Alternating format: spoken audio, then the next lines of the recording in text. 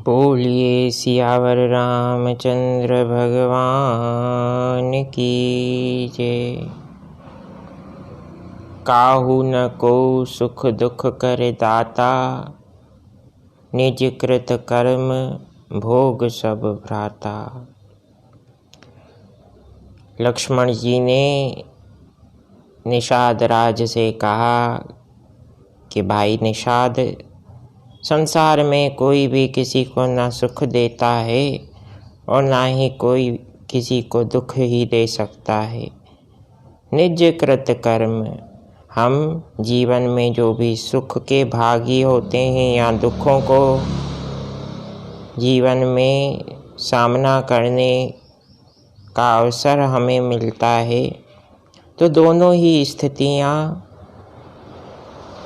स्वयं के कर्मों के कारण हैं। ये कर्म कहाँ से ज्ञात होंगे, क्योंकि वर्तमान में हमें तो पता नहीं कि कितने जन्म हमारे हुए, किन किन जन्मों में हमें क्या क्या बनना पड़ा और उन जन्मों में हमने किसे दुख दिया या किसे सुख दिया, कोई नहीं जानता।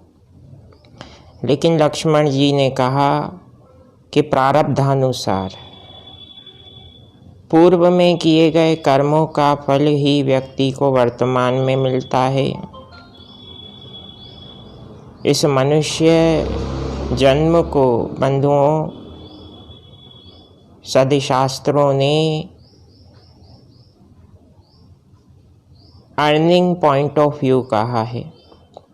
अर्निंग पॉइंट ऑफ व्यू यानी आप जिस प्रकार से धन अर्जित करते हैं परिश्रम करके, धन अर्जन के पश्चात उसका एक भाग सद्कार्य में लगाते हैं, एक भाग स्वयं के जीवन यापन में लगाते हैं और उसका कुछ अंश आप इन्वेस्टमेंट के रूप में विनियोग करते हैं, ताकि आने वाले समय में वह धन आपके कार्य आ सके।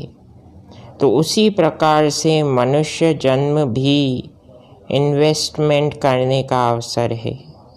वह इन्वेस्टमेंट हम किस प्रकार से करें, इसका सरल और सहज उपाय गोस्वामी तुलसीदास जी ने श्री रामचरितमानस में बताया है।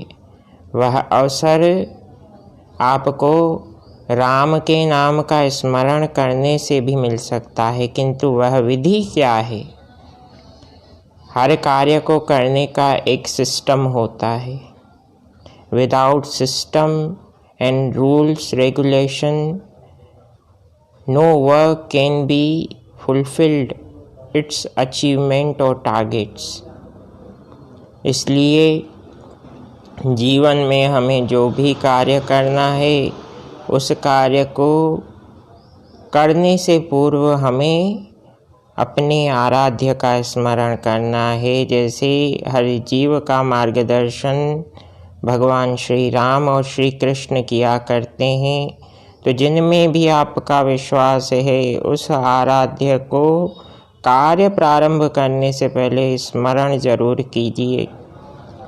रामचरितमानस के पंचम सोपान सुंदरकांड में यह पद आता है कि प्रबिसी नगर की जय सब काजा, हृदय राखी कौशलपुर राजा। आप जीवन में जो भी सत्कर्म करें, जो भी कार्य प्रारंभ करें, सर्वप्रथम श्री राम के नाम का स्मरण करके अपने मन को एकाग्र चित्त करते हुए यह विश्वास दृढ़ कीजिए कि राघवेंद्र सरकार और पवन सुत हनुमान जी मेरा मार्गदर्शन सदैव करते आए हैं और करते रहेंगे। मेरी मति और मेरी बुद्धि सदैव शुद्ध रहे।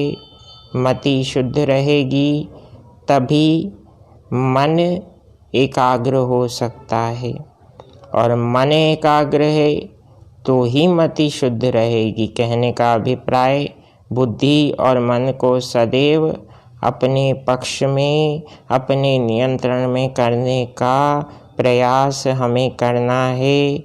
अगले कथा प्रसंग के साथ शीघ्र आपसे मिलूँगा। जय सिया राम, जय जय हनुमान।